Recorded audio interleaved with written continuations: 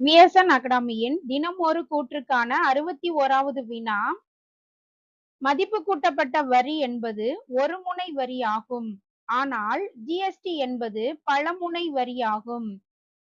இந்தியாவில் சரக்கு மற்றும் சேவை வரியானது விரிவான பல படிநிலைகளில் இலக்கு அடிப்படையில் ஒவ்வொரு மதிப்பு கூட்டின் போது விதிக்கப்படுகிறது. இதன் நோக்கம் ஒரே வரி, ஒரே சந்தை, ஒரே நாடு ஆகும்.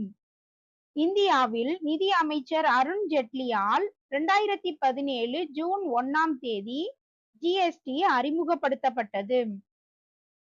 ஆன்சர்: கூற்று 2, 3 சரி, 1, 4 தவறு. விளக்கம்: மதிப்பு கூட்டப்பட்ட வரி என்பது பலமுனை வரியாகும். ஆனால் ஜிஎஸ்டி என்பது ஒரு முனை வரியாகும். நெக்ஸ்ட், இந்தியாவில் நிதி அமைச்சர் அருண் ஜெட்லியால் 2017 ஜூலை 1ஆம் தேதி ஜிஎஸ்டி அறிமுகப்படுத்தப்பட்டது.